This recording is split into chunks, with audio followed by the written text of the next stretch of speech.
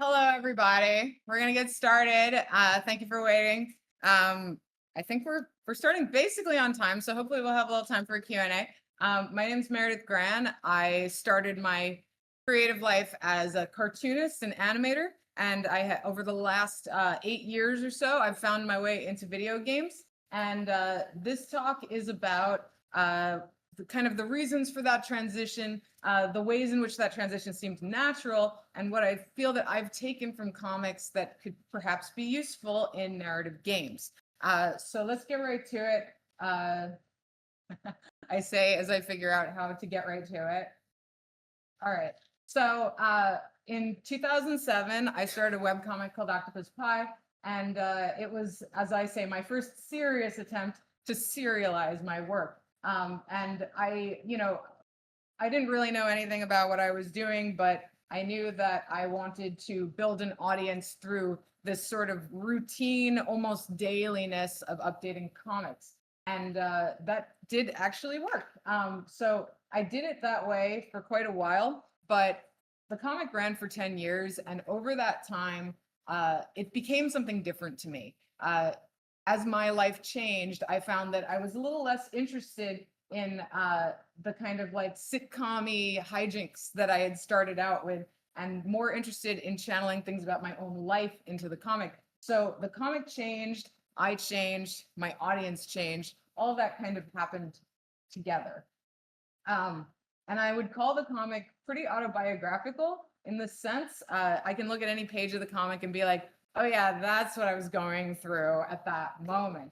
But what's funny to me is that the readers kind of do the same thing. People go back and they're like, oh, that's what I was going through at that moment. And I think that was the first germ of this idea of interactivity. And the webcomic itself actually took on sort of an interactive state a couple of times. Thankfully, webcomics do share this with video games in the sense that you can kind of create an experience. So I just want to show you a couple of those real quick. This is one from a story where this character, Hannah, is getting over a breakup. And this is kind of how the story ends, where like she's been looking for quick fixes this entire time. And what ends up having to happen is just the passage of mundane moments, some of them successes, some of them failures. And I was able to use kind of the spacing of the panels to convey the passage of time, what we see and what we don't see, the sort of windows into her life, the good and the bad, and the miserable and the pathetic and the hopeful. And this ability to scroll in particular, I think was very effective for people. They related very strongly to it. And I don't know that I would have been able to get this across with any other type of arrangement. We're almost at the end. Just deleting the number.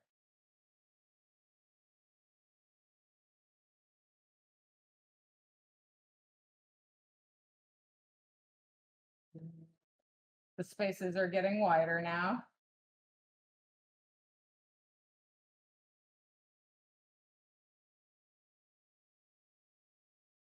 And that's it. And then I've got this other one here, which also kind of played on the shape of the panel and how it's presented, the order and arrangement of it. In this one, we have a character, Eve, who accidentally took her eyes off her friend group and got shut into a Ferris wheel cart by herself. And the panels here become the Ferris wheel, and she goes through this series of thoughts where she tries to shrug it off, then starts to doubt that her friends wanted to be there with her, decides that she doesn't like them anymore, feels bad about that.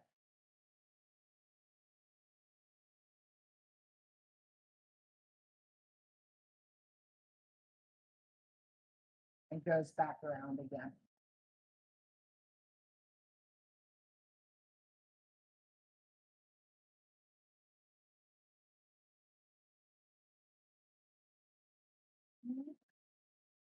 All right, enough of that. Let's talk about video games. So stuff like this kind of informed my next decision, which was to make the jump from comics to games. After I ended the series, I was trying to decide what to do with my life, and I had always wanted in the back of my mind to make one of those impossible, annoying point and click adventure games like King's Quest V that I loved so much when I was a kid. And when I started out with this, I was really thinking I need to do something pretty distinct from Octopus Pie. I need to do something within a genre. I need to do something that's a real adventure. And that's kind of how it started out. But the more I worked on it, the more I thought about it, the more it kind of came back to what I saw as the truth, which was my own life, my own experiences. And sort of unavoidably, that is what the game became.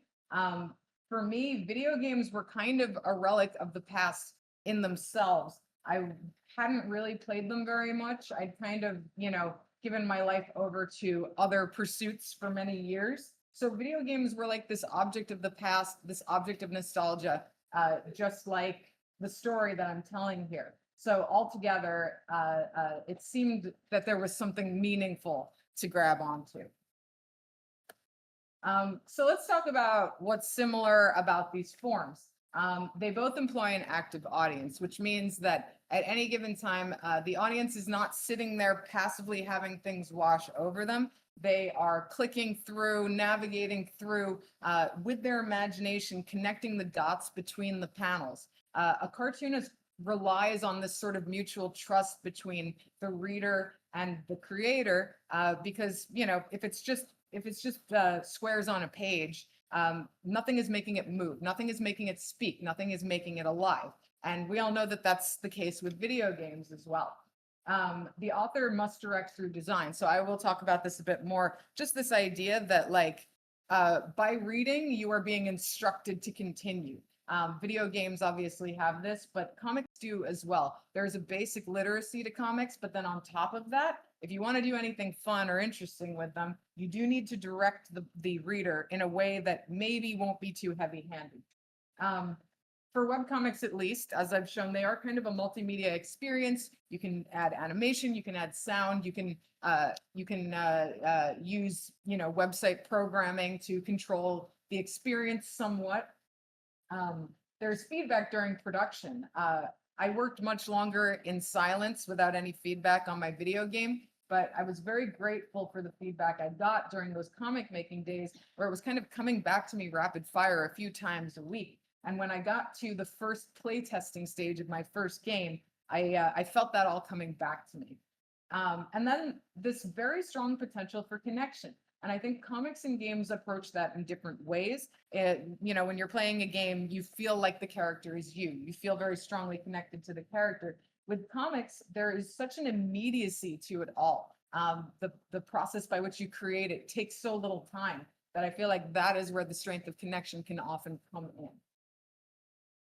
So here are the 5 things that I'm going to focus on here. The singular voice of the cartoonist, the amplification through simplification, composition and flow, rhythm, and improvisation. I feel that these are all things that translate very well to video games, particularly narrative games, but games in general. So let's go for it.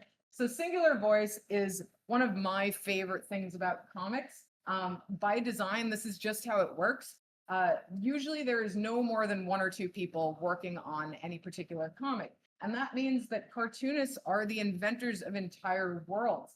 Not only do they create all the designs and write all the stories, but they hold the camera, they direct the action, they do everything. And when you think about that in the sense that a lot of these characters have been adapted into film and into games and into more serious media, it's really incredible to me that one cartoonist made all that shit. And that's I think pretty special. And I also think it's pretty important. Why do I think it's important? Because I tend to think that the more writers you get into a narrative project, the more fearful and generic it seems to become. We all know that too many cooks spoil the broth. I think it really does apply to writing as well. I think when you have only one person, you are much more likely to land on something truthful. And I think, I'll talk a little bit more about how the narrative is kind of this modular component of games, and not seen as sort of like the heart and soul of games. And I think that's kind of a mistake. I think we need to be seeing them from the perspective of one or two people who have something truthful to say.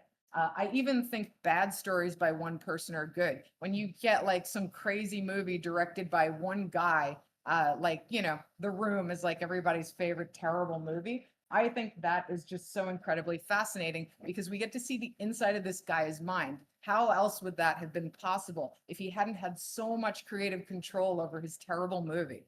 It's beautiful.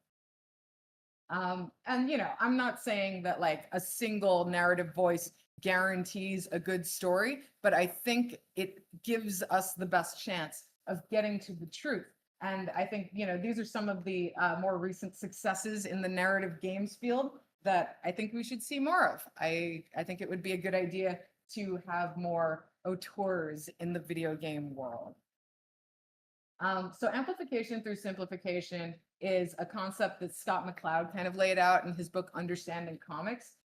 He basically says that like, you don't want to take any advice from that guy right there, which is like a realistic caricature of the author. You want to talk to this cutie pie here with no eyeballs. And there are reasons he explains for that. We get really involved and attached to characters who look like this. The fewer realistic features we have, the more me it is, right? That guy's not me. He's a little me. He's kind of me. Oh my God, that's me. The second dude right there, smiley face, I feel like, let's wind it back a little bit. But as he says, when we abstract an image through cartooning, we're not so much eliminating details as we are focusing on specific details. By stripping down an image to its essential meaning, an artist can amplify that meaning in a way that realistic art can't. Now, we have examples of that in video games. Due to technical limitations, this was how video games begun. We were supposed to believe that an entire war fleet was like 3 pixels high. Mario and Link, some of the most unforgettable characters in the biz, 16 pixels high. You have to get a lot of information in there. And that means that inevitably, the player is going to use their imagination. So a lot of the time, what developers would do to kind of make up for that simplicity is give you all this beautiful artwork in like the instruction books and on the cover of the game. And I call this like mental scaffolding because these are the images that help us to imagine the rest of the game in the way that maybe is a little bit closer to intended, but is not really specifically anybody's version of it. It's our version of it. We see Link in that drawing, we see Link there, and in between that is what Link really looks like. It belongs to us. And I think that is an incredibly special thing. I love these old Infocom ads where they basically say like, our graphics are the best because they're your brain. And I think there really is something to that. I think if you give people just like 1 or 2 really well-placed strategic images, you have a very good chance of like getting to something within them that they are going to use to fill in the blanks. And like, that's the important part. I don't think the important part is giving people every detail so they can like see the world that you intended. It's giving them just enough detail so that they can see their world that you're offering to them.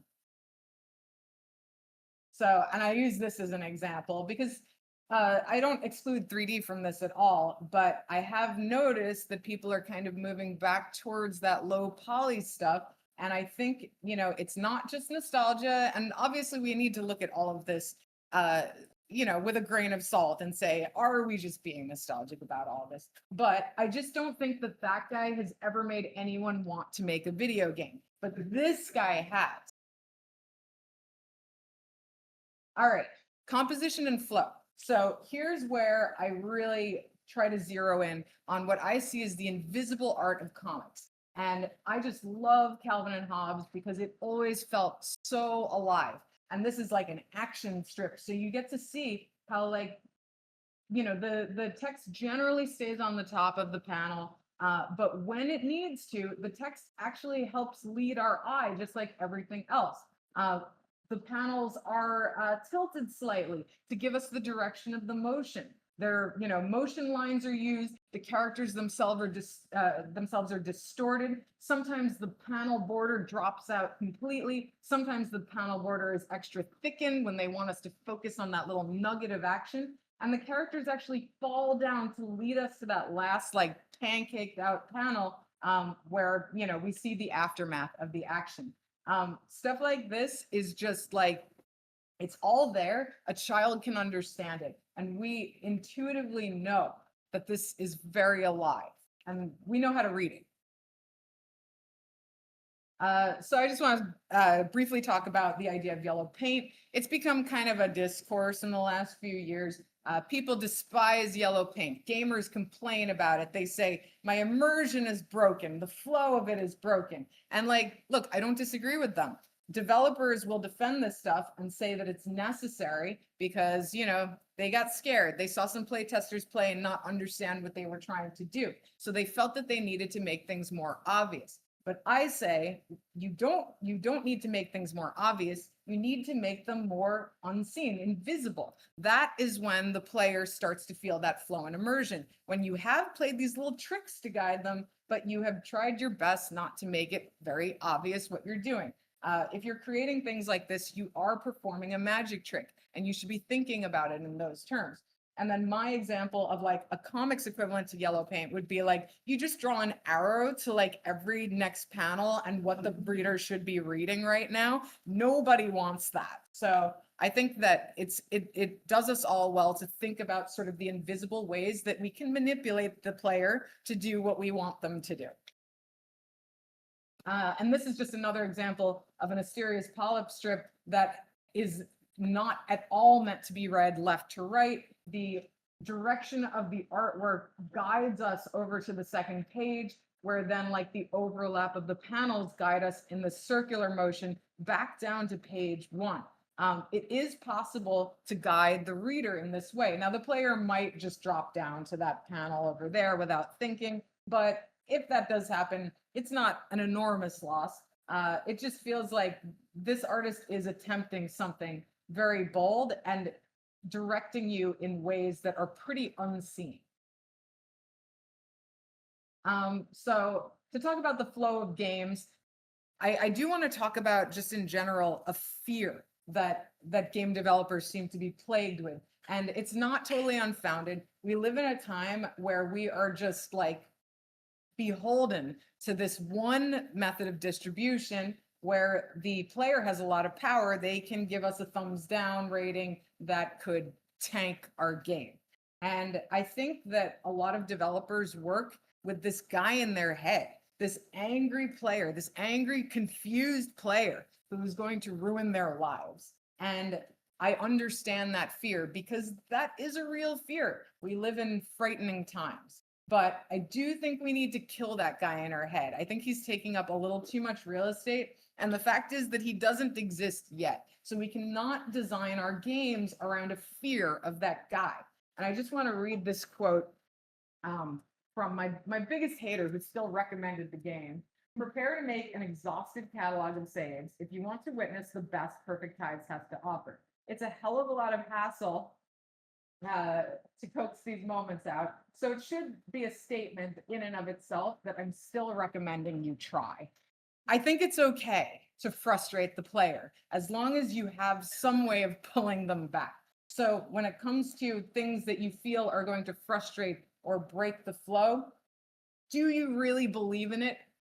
Then you must present it that way. All right, so the next thing I want to talk about is rhythm. And if you're a visual artist, rhythm is a really essential part of what you do. I think that game developers tend to look to other games to influence their games, and that's not really the best idea in my opinion. I think that life and nature has quite a bit to offer us, and rhythm is all about that, reproducing the beauty and the life that we see in the natural world. We find it in the human body. We find it in the forest. It's everywhere. It's this thing that feels correct to us. It's this thing that feels like life. And then rhythm exists in comics because it's presented in panels. Those panels can often act as beats. So we hear like we hear the noise, we hear the silence. Like, if the panel is on its own, it gives us like a different impact. If the panel is kind of crowded, the contrast can direct the eye. And we can also direct the eye in arcs, like from the darkness of the loft down to the chaos of the room, sort of framed by the blackness. And then you get that like silent, pissed off panel with the slight rotation of the star before she says her line. There's a beat there, and that is the rhythm of the comic. Game design has its own ideas about rhythm. We are all about tension and release in this form. But I think it would do us well to think of rhythm a little bit more in how it relates to the natural world, and think about ways that we can make games feel like they grew up out of the ground. I think there's a lot of modular thinking, as I said before, in video games, especially when it comes to narrative. We got 5 minutes. Oh man, I got to get through this a little bit faster, guys. All right, quickly now, improvisation. So in comics, it is just like totally essential and inherent to improvise. Sometimes the funniest lines come out at the very last second. What you see is what you get with comics, so there isn't a ton of process involved. That is like what I tend to say is like the first line that is put down is the best line. And I think there are ways to find parallels for that in video game design. And all right, I'm going to brush through this a little bit here, but just to illustrate, this is the cover of a book. It is like the most important piece of marketing of a book. And I can tell that those were lines laid down very quickly and fully improvised inks put on top. The lively lines you get there, the reason this image is so compelling is because he made a single mark. I would imagine that he barely corrected that drawing. It just came out with the life that it needed to have. So how do we bottle that? It seems like it's not feasible because there are so many layers to this. And inevitably, I think what we have to do is something that game designers don't like to hear, is that we need to think a little bit more non-linearly about these things. If we design the entire game from the beginning, we are going to potentially miss out on those sparks of inspiration, those lightning bolts. And I know that that in itself is a sacrifice when it comes to a game timeline, but I also think that looking for things that surprise you and that will then surprise the audience is literally worth more than its weight in gold. I remember the cartoonist Mort Walker saying that he would carry around a notebook and write down his little ideas. And then, the next day he'd make a comic with one of those little ideas that just came to him during his day. And then that comic was published in a book, put on a shelf, and people are going to read it for 20, 30, 40 years. The idea of like taking that little grain and turning it into this thing that people will never forget is so compelling. And I think it's absolutely worth it for us to look for that in our games. I think those ideas are necessary.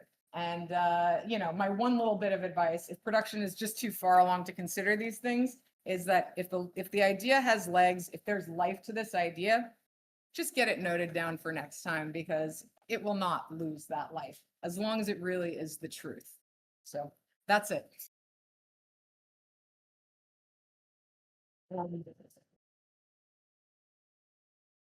Does that leave time for Q&A, or is that okay? I have some time to answer questions if you would like, please. We've got about 5 minutes for questions.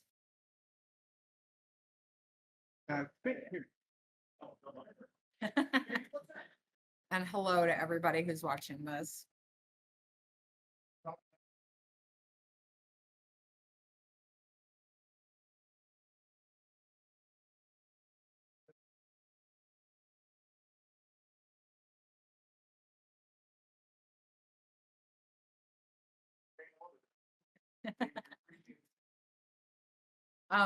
It's very important to have collaborators that you vibe with.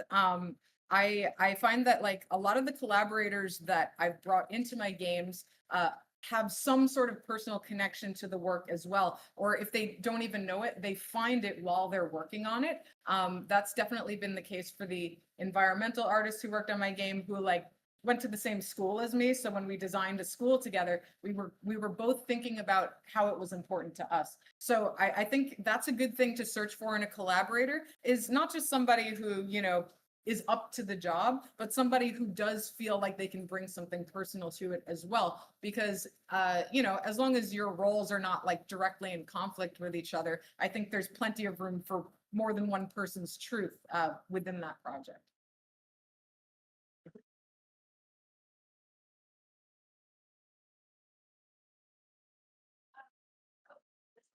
It should be, On-ish. yeah.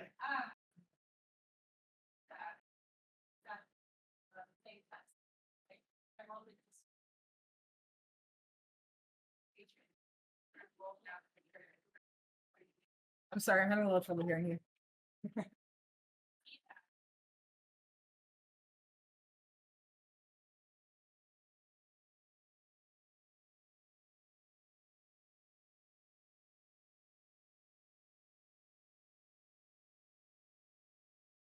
Generally, the question is like, what kind of feedback is helpful to me during QA? Well, you know, I always come up with the story for these games, and then I figure out how this is a game. And that part needs, by necessity, needs to be shared with play testers. I don't get to decide on my own how this is a game. Now, I can believe very strongly in something and decide when I get that feedback that like, no, this is how it must be. You were supposed to feel that way. The thing succeeded. But a lot of the time, the feedback I get about clarity is very important to me. You know, any sort of like accessibility or just like, you know, the way things are laid out, if they are intuitive, that feedback is extremely important to me. But I am very stubborn when it comes to the story itself. It is almost non-existent that that I will take a player's feedback about the story and think that that's reflective of what I want to do. Your time for number one.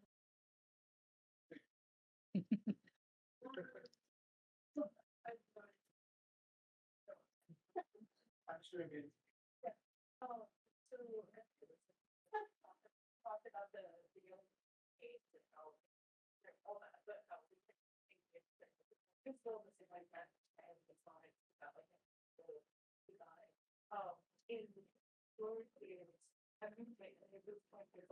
Oh, we need yellow paint. How do we